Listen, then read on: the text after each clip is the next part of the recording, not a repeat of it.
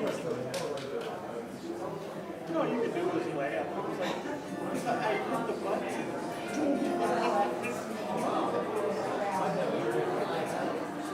I had it like 40 years ago when my first little jump one of the videos popped up in the frame. But yeah, I haven't ever been about that howling rainstorm and lightning article trying to get plastic tape on the interior.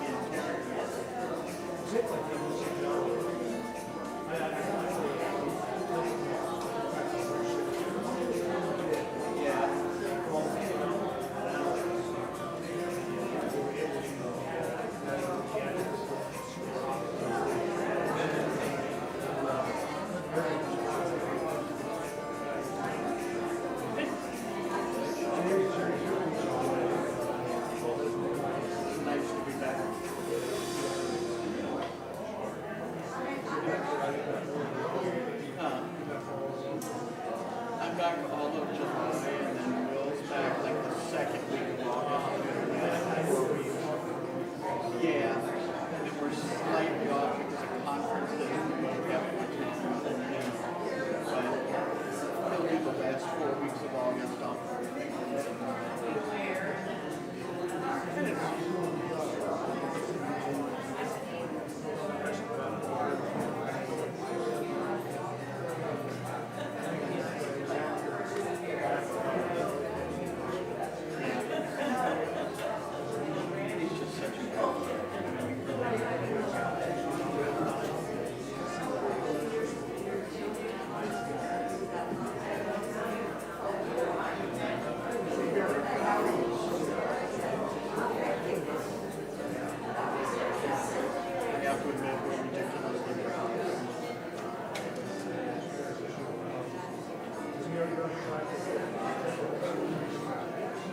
I think it's a good thing.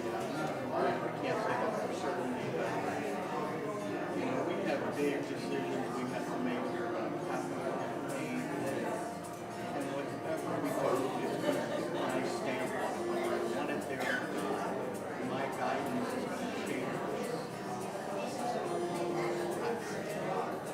You don't want to step out right in the middle of that.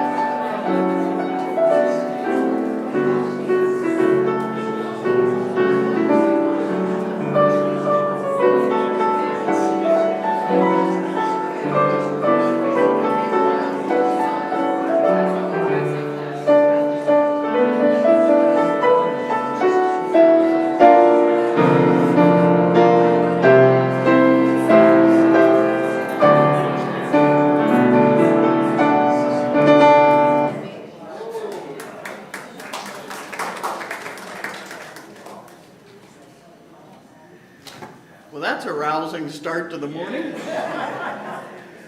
Oh, I'm so glad to be back.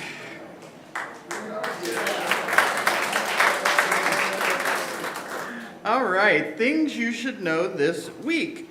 This is the reminder, as every week, to please check the back of your bulletin, see what exciting things are happening, and to silence your phones as we enter into sacred space. This service and all services are live streamed, so smile, you're on candid camera. Today's special offering will benefit On the Spot Aid. On the Spot Aid is a street medicine outreach organization that provides medical assessments, treatments, education, basic first aid on the streets and in the encampments where the homeless live. In rough living conditions, the most basic things that go wrong can become very serious. So this group helps with that. They're headquartered in Venice and serve Venice, Port Charlotte, and Northport. We have a great announcement today. The automatic bathroom door openers have been installed. I, of course, had to go over and push buttons. Thank you so much to the generous donors who funded this project. Stage 2 is going to happen in early August. We're going to have an opener on the exterior lanai door there on the side also. And they'll be putting an occupied vacant lock on that rear bathroom. Until that occupied vacant lock is on that bathroom, please use the temporary sign to make sure you do not have visitors. If you need to use that rear restroom, there is a sign back there, please use that.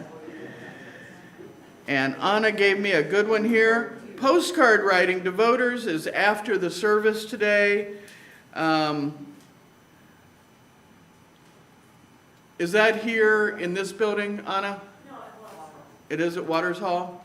Yes. Okay. The film Running to Stand Still is going to be done on July 25th, Saturday, at 3 p.m. here in the sanctuary. So 2 good things with social justice. Please consider doing both.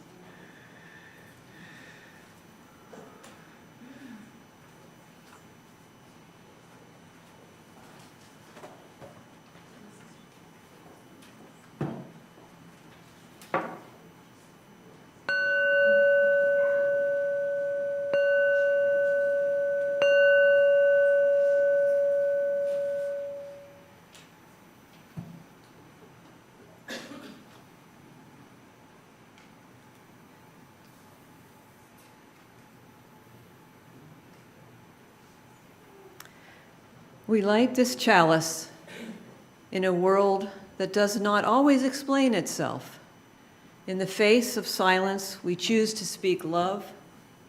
In the face of uncertainty, we choose to build meaning. In the face of emptiness, we choose one another. May this flame remind us that meaning is not always found waiting. Sometimes it is made together by the light we dare to kindle. Welcome. Good morning, and welcome to the Unitarian Universalist Congregation of Venice, which we like to call UCOV. We're so glad you're here this morning, whether you arrived full of questions, full of certainty, or just grumpy and full of coffee. Today's service asks us to spend a little time with a word that can sound bleak at first: nihilism. The idea that nothing has inherent meaning can feel like a door closing, but perhaps it can also be a door opening. Because if meaning is not handed to us fully formed, then we are invited to ask what we will build together. What matters to us? What claims our loyalty? What makes a life good or just or beautiful? How do we shape the moral and ethical frameworks when the universe doesn't simply hand us a rule book? These are not small questions, They're the kind of questions human beings have always carried into sanctuaries, classrooms, kitchens, hospital rooms, voting booths, and late-night conversations with trusted friends. In Unitarian Universalism, we do not all have to agree on where meaning comes from in order to agree that love matters, justice matters, compassion matters, and our choices matter. So today, let us come with open minds and tender hearts. Let us be brave enough to question what we have inherited and faithful enough to create what is worthy of our lives. Welcome to worship.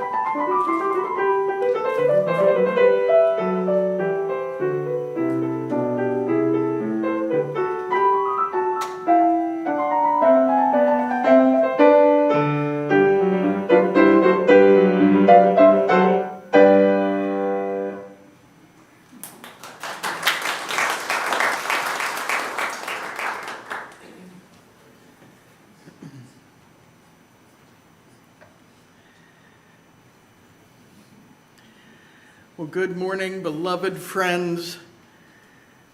It is a joy to see your faces here today. Today we're talking about nihilism. Nihilism and making of meaning. Because apparently, Welcome to Congregation, Nothing Matters was just too cheerful a title. Now, I know some of you are here this morning looking for comfort and inspiration, maybe a hymn that you can sing with joy. And then you saw the word nihilism and thought, well, this took a dark turn. But stay with me. I know that nihilism can sound like the spiritual equivalent of finding out that the refrigerator is empty, the GPS has no signal, and the instruction manual was never included. It can feel bleak. What if nothing has inherent meaning? What if the universe is not gently whispering in our shell-like ears? With apologies to Douglas Adams, what if the answer isn't 42? What if there is no definitive answer? There is something amazingly liberating in that question. What if there is no answer? Well, so what? If meaning isn't handed to us, if we are not just recipients of meaning, of someone else's answers, then we are the builders of meaning. We are the gardeners that grow meaning. We are the artists. We are the people standing in the middle of this weird, beautiful, occasionally heartbreaking world and saying, all right, step back. Let's make something worthy. We make meaning when we love one another. We make meaning when we choose kindness on the day that our grandchild decided to clean the outside of the car with a Brillo pad. We make meaning when we show up and tell the truth and wash the dishes and fight for justice, when we hold someone's hand and apologize when we need to, and keep trying to be decent humans in a world that makes that challenging sometimes. So this morning, we're not going to be afraid of the big questions. We're going to poke them. We're going to meet them with courage and curiosity and maybe enough humor to keep us from taking ourselves far too seriously. Because even if the universe doesn't hand us a rule book, we still have one another. And that, my friends, is not nothing. So come and let us worship here together. Please rise in body or spirit as you are willing and join in singing our opening hymn, number 311, Let It Be a Dance.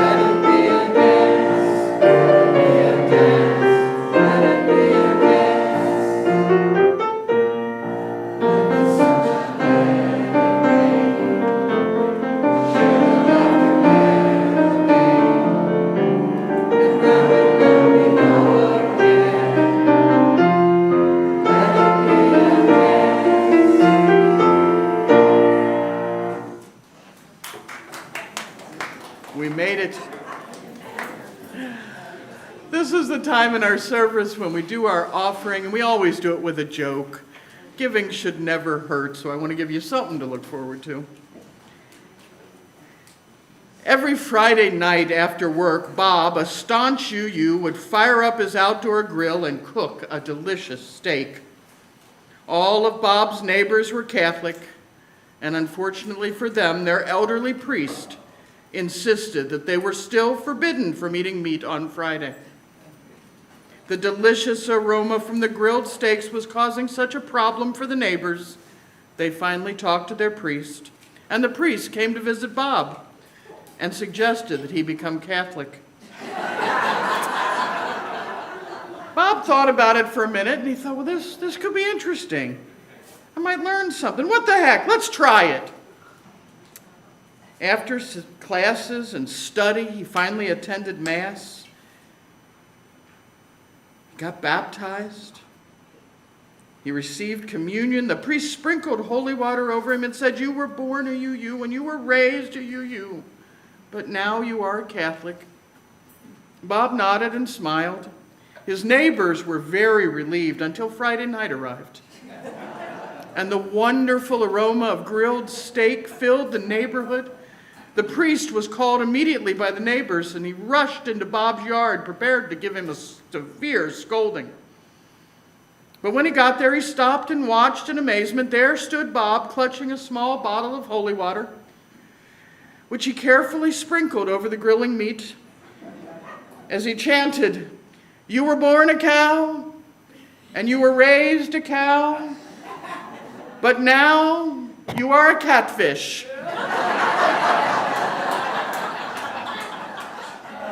Meaning is what you make of it, and today I'd like to make an offering plate filled with 20s. The morning offering will now be given and gratefully received.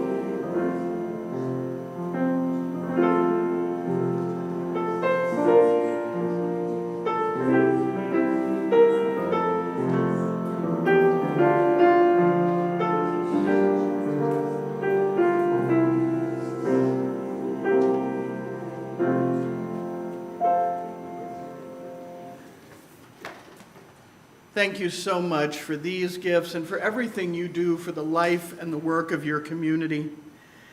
Because it's as a community of human hands and human hearts that we come here and struggle together with life's sorrows and celebrate life's joys. So if you have something you want to share this week, please raise a hand and Tony will bring you a microphone.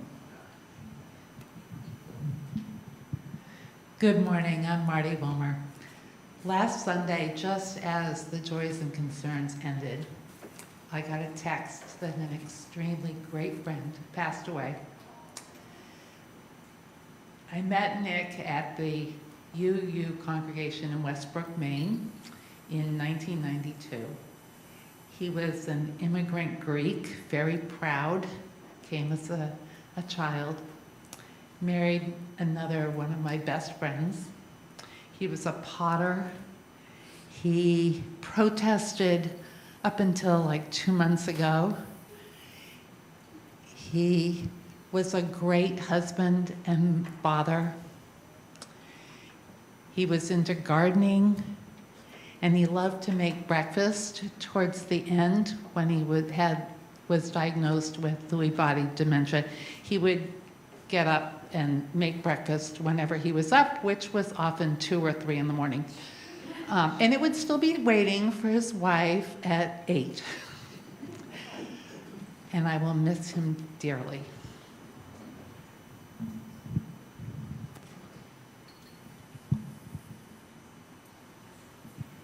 I'm slow, but I get there.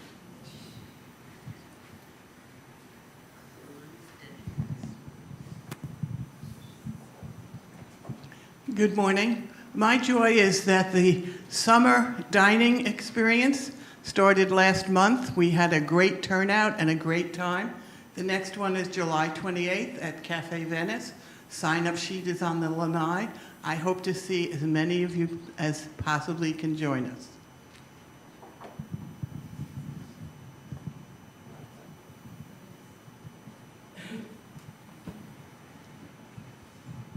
Welcome back. Good morning. This is a joy. I'm a very curious person, so I'm always, and even on Facebook, looking at things, and I found some really interesting people. And one of them, she was trying to make the point of how unique each one of us are. And then she said that she found out from a scientist that the chances of us being born in this body, in this moment, was 1 in 400 trillion, which was a number that a mathematician came up with. And I've been thinking about this a lot, and it's amazing what it's doing to me. Just because I was always a very precocious kid, grew up, and I was also an officer in the Air Force and did all the things. And I was always hitting that wall that I did not fit the stereotypical person that people were expecting. And then suddenly I realized it doesn't matter. The chances are so amazing that it is that each one of us are this special. So thank you. I just want to share that as a joy.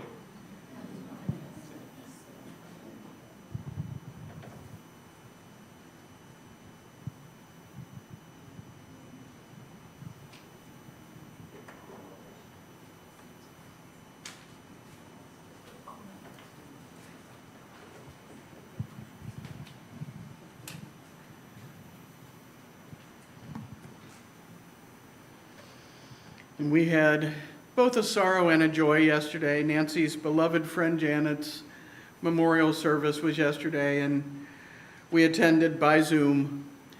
And it was absolutely amazing watching the band play and her friends sing. And we sent a cutout of Nancy's head on a stick so that she could be present. William took it for us. And it was a joy to see a life well lived, celebrated by beloved people, and a sorrow that she's not with us anymore. May the love of this community hold all who need love and concern, and may the light of our community shine on the broken places of the world. May those who are grieving be comforted, and those who are tired find rest. May the broken places be healed, and may those who are filled with joy and laughter be abundant.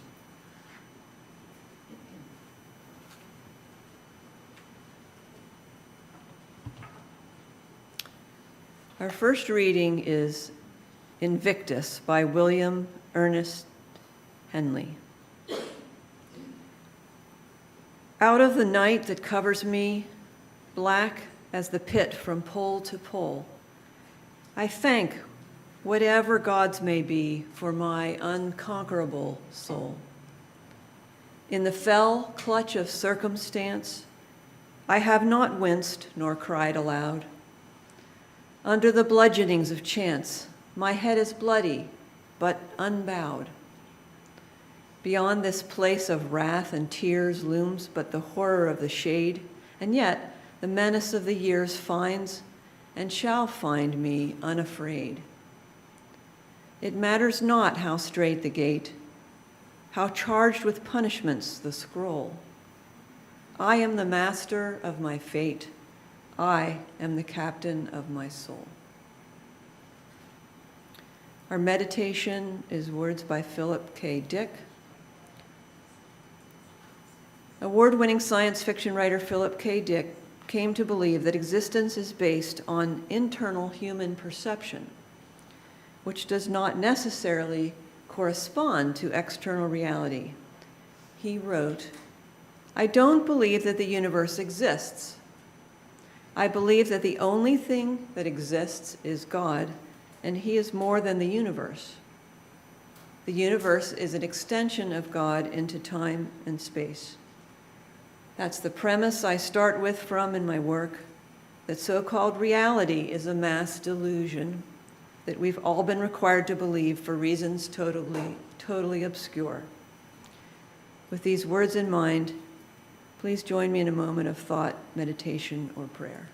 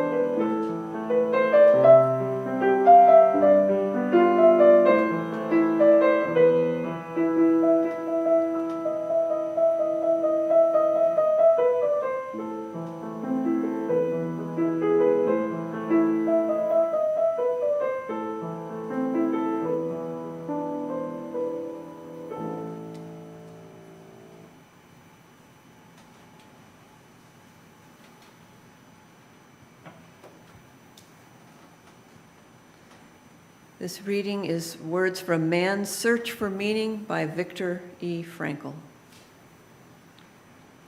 Everything can be taken from a man but one thing, the last of the human freedoms, to choose one's attitude in any given set of circumstances, to choose one's own way. Don't aim at success. The more you aim at it and make it a target, the more you're going to miss it. For success, like happiness, cannot be pursued, it must ensue. And it only does so as the unintended side effect of one's personal dedication to a cause greater than oneself, or as the byproduct of one's surrender to a person other than oneself. Happiness must happen, and the same holds for success. You have to let it happen by not caring about it. I want you to listen to what your conscience commands you to do and go on to carry it out to the best of your knowledge. Then you will live to see that in the long run, I say, success will fall you precisely because you had forgotten to think about it. Love is the only way to grasp another human being in the innermost core of his personality. No one can become fully aware of the very essence of another human being unless he loves him. By his love, he is enabled to see the essential traits and features in the beloved person. And even more, he sees that which is potential in him, which is not yet actualized, but yet ought to be actualized.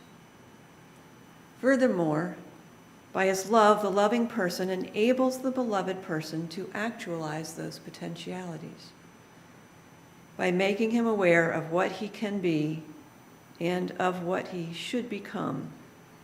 He makes these potentialities come true.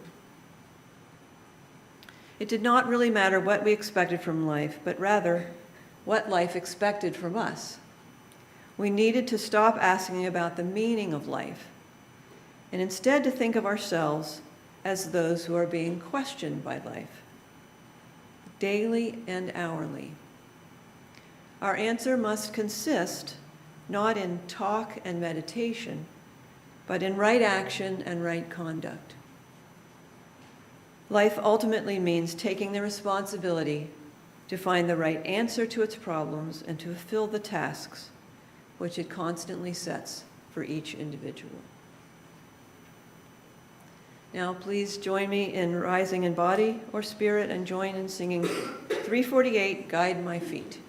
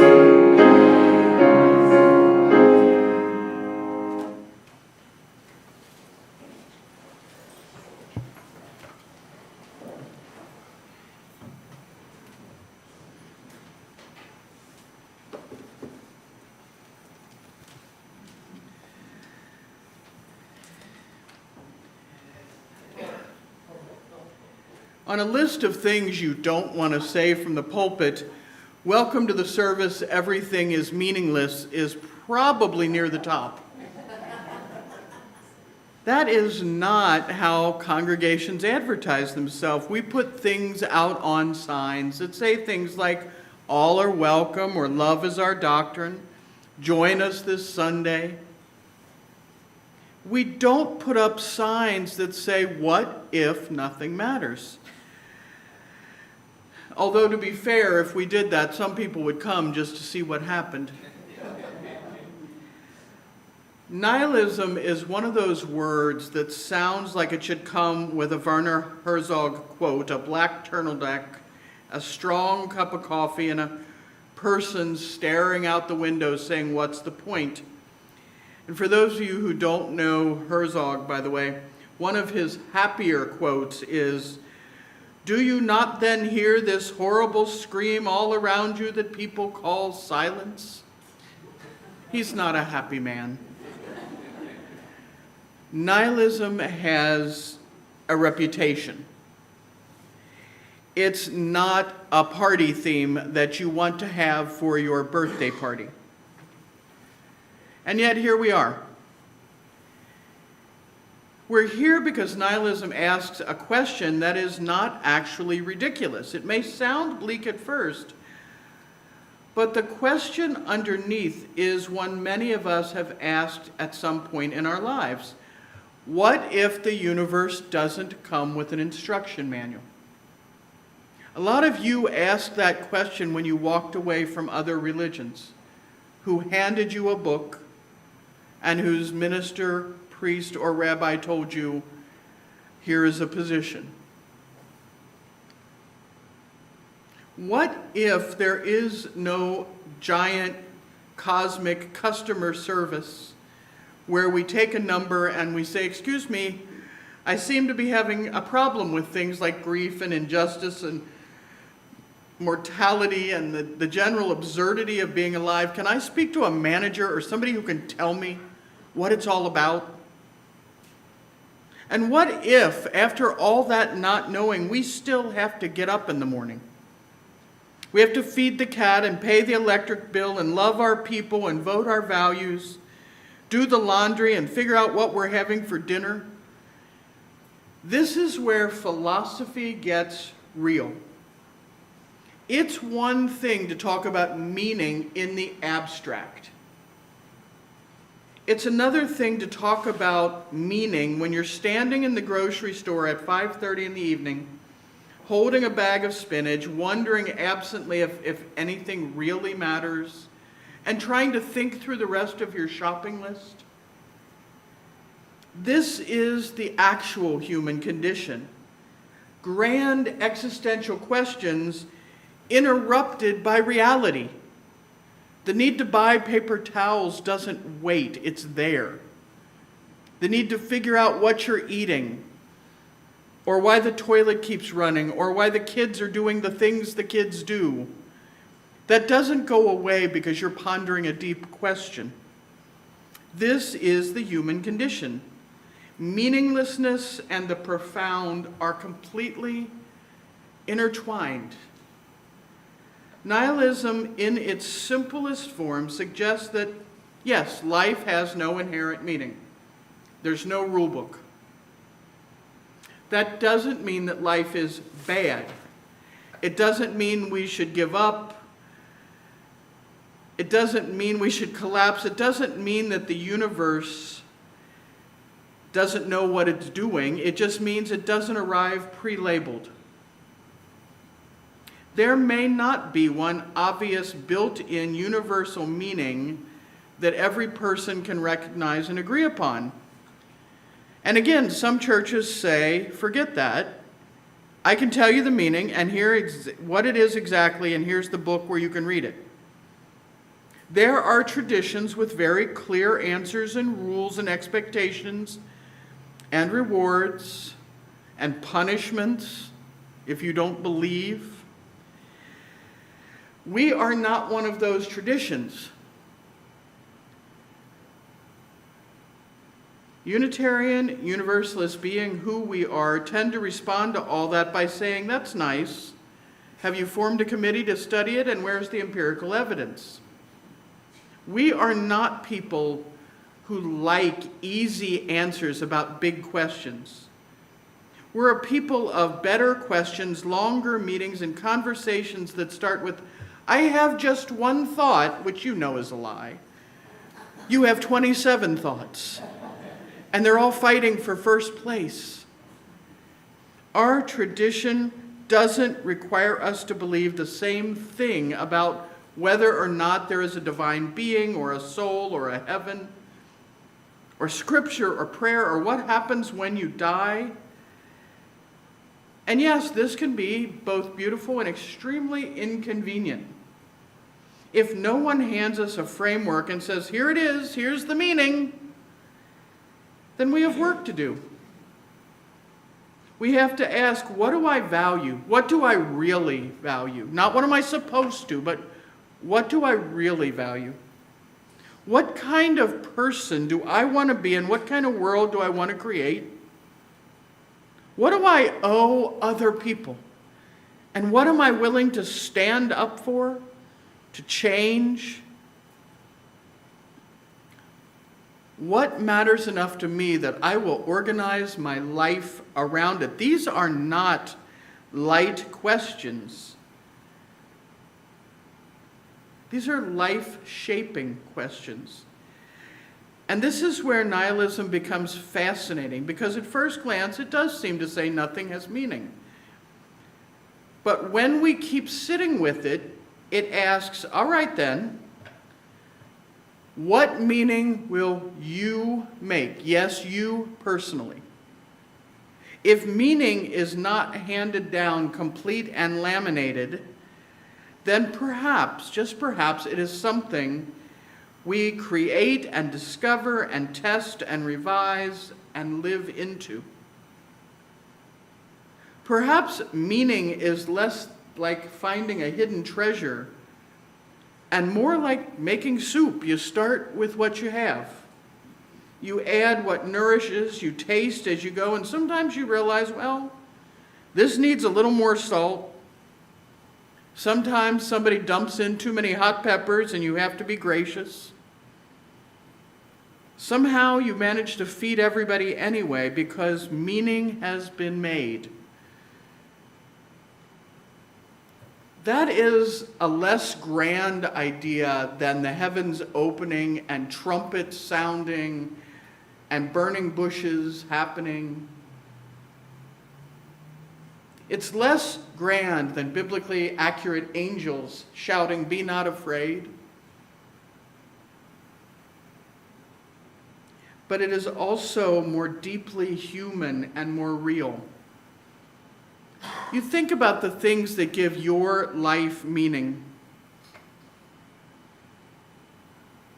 A friendship doesn't become meaningful because the stars have rearranged themselves to tell you that that person matters. A friendship becomes meaningful because somebody showed up that night, your car blew a tire, or your husband left, or your dog died. They showed up. They were there for you. Somebody remembered your story, thought about your needs. A marriage or a partnership or a chosen family, a congregation, these aren't meaningful because they're perfect. If perfection were required, every single congregation in America would have shut down the minute they tried to write their first bylaws.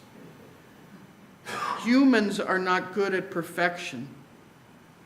These things are meaningful because we keep choosing them. We make meaning through attention and commitment and repetition. Repetition is how love becomes visible. Showing up once is nice. Showing up week after week is making meaning. Lighting a chalice once is beautiful. Lighting it week after week, even on the bad weeks, that becomes a meaningful practice, a practice that creates meaning. Humans are critters that need meaning, but we're also creatures who build that meaning out of very ordinary things. When you bring somebody food, a casserole, when they're sick, you create meaning. You are not alone. When you remember to call somebody, even if it's a little after 9 and you're worried, you create meaning. I remembered you. A protest sign means this injustice will not have the last word. Even coffee hour snacks, humble as they are, mean Stay a little longer. You're wanted here. We're not trying to get you out of here quick. We want to talk. I don't find the question of nihilism depressing. It can be challenging or sobering, but it's not depressing. Because if meaning isn't fixed, then meaning can be fixed. It can be healed. It can be remade. It can be reclaimed. And that matters because each of us have meanings that have hurt us.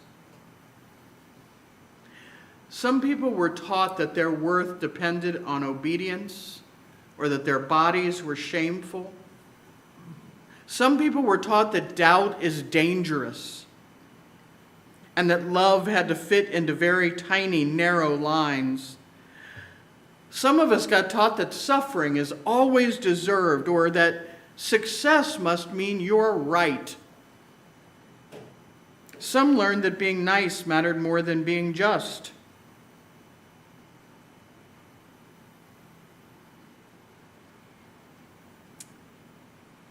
There is a grace in being able to say, I don't accept that meaning anymore.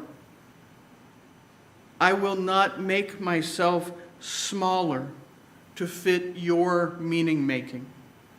There is a power in saying, I was taught this, but I don't have to build my life on it.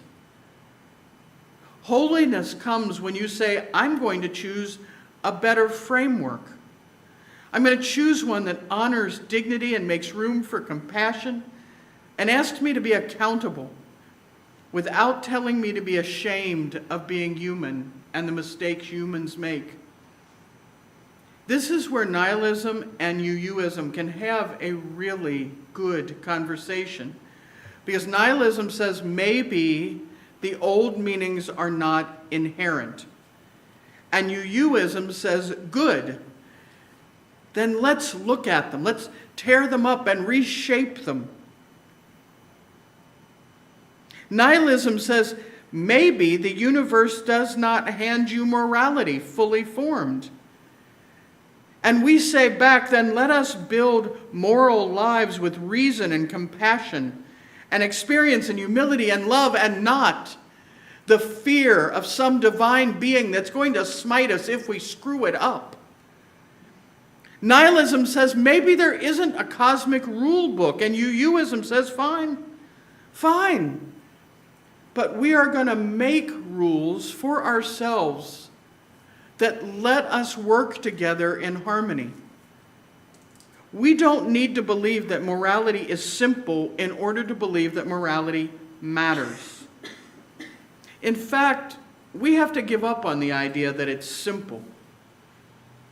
When we stop pretending that every ethical question has an answer printed on the back of the box, when we recognize that good people can disagree and that consequences matter, and context matter, and power matters, harm matters, and that love is more than a feeling, that's when we start to make meaning.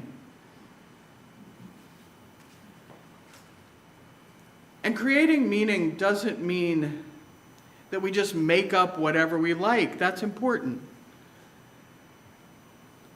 Somebody will always say, well, if nothing has inherent meaning, why not just do whatever you want? And the answer is, have you met people? If you just do whatever you want all the time, no one is happy. Imagine a world where the idea of manners was never created.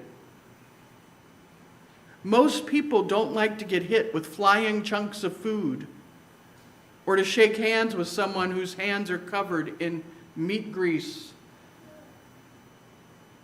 The rules happen as a way to be kinder to one another. Creating meaning doesn't mean anything goes. It means we accept responsibility for the meanings we choose and the values we live. We don't get to hide behind things like, well, that's just how it is, when how it is cruel. We don't get to say, well, the world is meaningless, so my choices don't matter. Our choices may not matter to a distant galaxy, but they absolutely matter to the people sitting next to us. Because life is not a theoretical exercise, and I want to say that again. Life is not a theoretical exercise. The stars may not care whether you forgive your brother. It may have absolutely no meaning in the overall scheme of things, but it matters to you and to your brother. And that is enough.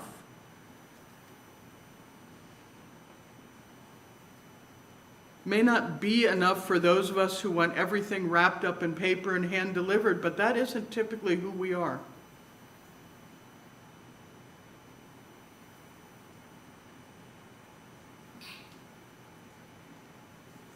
Here is one of the great misunderstandings about meaning. We think meaning has to be enormous. We think, what is the purpose of my life? It must be grand. We imagine something cinematic with swelling music and perfect lighting, main character energy.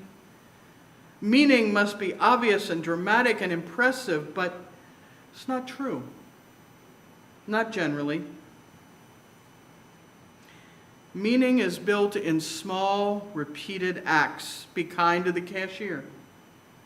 Call your lonely friend. Tell the truth. Fix what you can.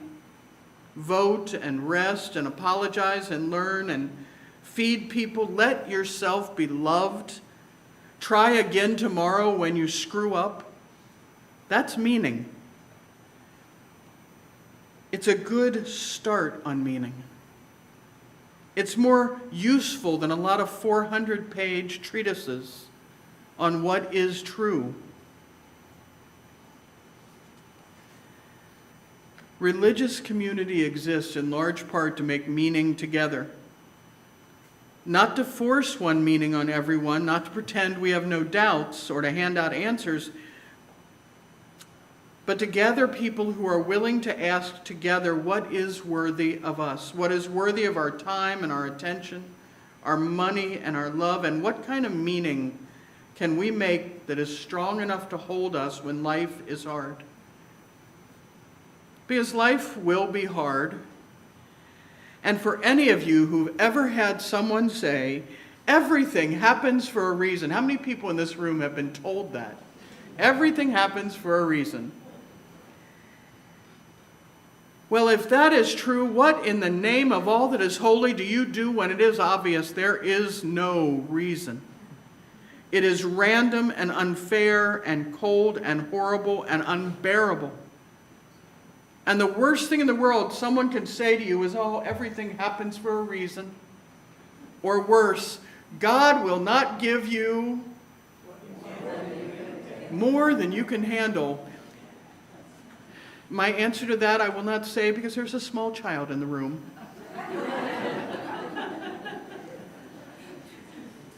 Sometimes things happen because bodies are fragile and systems are unjust, and terrible people make terrible choices. Sometimes things happen because of the weather and illness and accidents. We don't have to call all of that meaningful in order to make meaning in response, and that matters.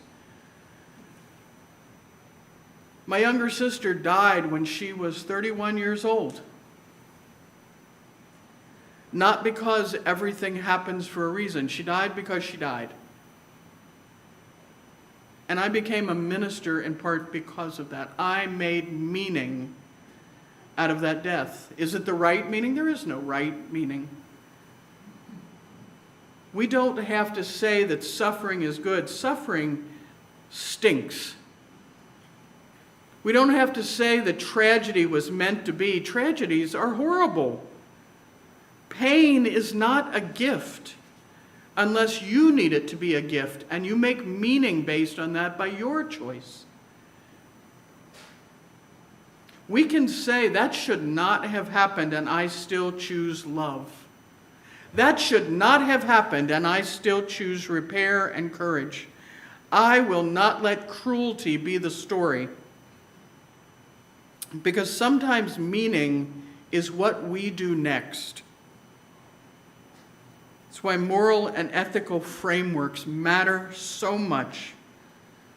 They are not abstract. A communal framework says when one of us forgets who we are, the rest of us will help them remember. This is not romantic work. It's the work of being human, joyful and terrifying and wonderful and enough for today. It matters. And so here we are, in a universe that will not explain itself, in a world that can be heartbreaking and hilarious, sometimes same time, same place, in lives that are infinite and fragile and complicated and precious, so we gather, and we light a flame, and we sing, and we listen, and we laugh. We ask impossible questions. We remind one another that we're not alone. And maybe the universe doesn't show up and tell us the answers in a clear, authoritarian voice. But a hand reaches for another hand and says, "May love surround you," and they mean it. Somebody says, "I'm here, you matter." And somebody else says, "Let's build something kinder than what we inherited." And somebody lights the chalice. That is not nothing. That is absolutely everything we need to begin. Amen.